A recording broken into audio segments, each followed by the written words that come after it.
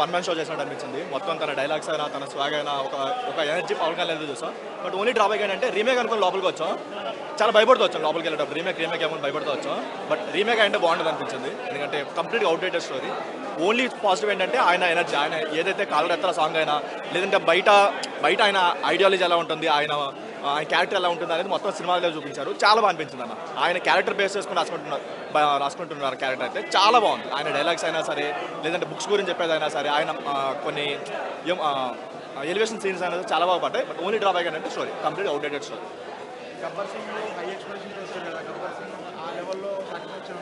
Entertainment ఆ లెవెల్లో ఉంది, చాలా బాగా అనిపించింది. అండ్ మళ్ళీ అప్పటి పవన్ కళ్యాణ్ చూసిన అనిపించింది తప్ప ఓన్లీ డ్రాబ్యాక్ అంటే ఆయన స్టోరీ. హరిశంకర్ గారు ఆయన బయట ఇంటర్వ్యూలు చెప్పేదానికి సినిమాలు తీసేదానికి సంబంధం లేదు. ఆ స్టోరీ ఒక కొంచెం కాన్సెప్ట్ చేసుకుంటే ఇంకో గబ్బర్ సింగ్ అయ్యేదేమో. బట్ చూడాలి, ఓన్లీ ఇంటర్వ్యూల్ అయిన ద్వారా ఇంటర్వ్యూల్ వరకు జస్ట్ ఆవిడని చెప్పొచ్చు. బట్ సెకండ్ హాఫ్ ఇంతకు మించి ఇంకొంచెం ఏదైనా ఉంటే మంచి స్టోరీ ఏదైనా తీసుకుంటే మాత్రం నెక్స్ట్ లెవెల్ ఉంటుంది.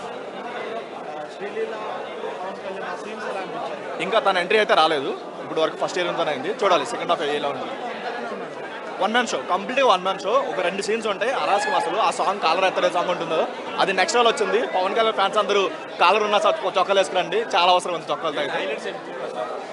కాలర్ ఎత్తడ సాంగ్ ఒకటి, ఆయన ఎంట్రీ, అక్కడక్కడ కొంచెం బీజం ఒకటి దాని మీద బాగా అనిపించింది తప్ప. బట్ ఓన్లీ డ్రాబ్యాక్ ఏంటంటే ఆయన హరిశంకర్ గారి స్టోరీ కంప్లీట్గా అవుట్డేటెడ్ స్టోరీ. ఎక్కడో 20 years బ్యాక్ వచ్చిన దీనికంటే గబ్బర్ సింగ్ స్టోరీ చాలా బాగుంటుంది.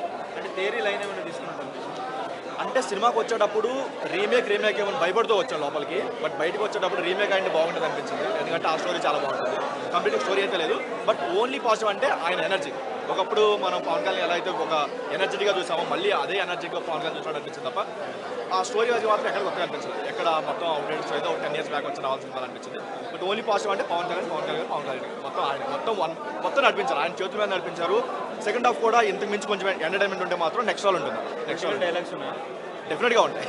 ఎందుకంటే బాగా పోయాయి కూడా సినిమాలో, చాలా బాగా పోయాయి అండ్ చాలా బాగున్నాయి కూడా. ఆయన చెప్తుంటే బయట ఆయన క్యారెక్టర్ ఎలా ఉంటుందో సేమ్ అదే ఐడియాలజీతో, లేదంటే బయట ఆయన క్యారెక్టర్ ఎలా ఉంటుందో అదే క్యారెక్టరైజేషన్ అనిపించింది. చాలా బాగా అనిపించింది. ఆయన వరకు నెగిటివ్ చెప్పండి ఒక్క పాజిటివ్ కూడా లేదు, కానీ మొత్తం ఏదైనా నెగిటివ్ ఉందంటే సినిమాకి మన కల్ట్ డైరెక్టర్ హరిశంకర్ కావచ్చు. మొత్తం స్టోరీ అయితే ఏం లేదు, మొత్తం స్టోరీ కంప్లీట్గా ఫ్యాన్ స్టాఫ్. ఏ ఒక్క ఫ్యాన్ కూడా డిసప్పాయింట్ అవ్వరు. మేబీ న్యూట్రల్ వస్తే డిసప్పాయింట్ అవ్వచ్చేమో, కానీ ఫ్యాన్స్ మాత్రం కాల్ దగ్గరేసుకుని బయటకు అయితే వస్తారు. ఎక్స్ట్రా ఉందన్న. సో వాళ్ళకి మాత్రం 100% ఫుల్ మీల్స్ అయితే పెట్టాడు. ఎక్స్ట్రాడనరీగా ఫస్ట్ ఆఫ్ హైలైట్స్ అంతా పవన్ కళ్యాణ్ మొత్తం బాగుంది. రాజకీయం పరంగా కొద్దిగా ఉంది, రాజకీయంగా చూడకూడదు సినిమా. పొలిటికల్ డైలాగ్స్ ఉన్నాయి, కానీ ఆ లెక్కలో చూడకూడదు, సినిమా పరంగానే చూడాలి. హరిశంకర్ రూపం పవన్ కళ్యాణ్ రూపంలో చూపించారండి.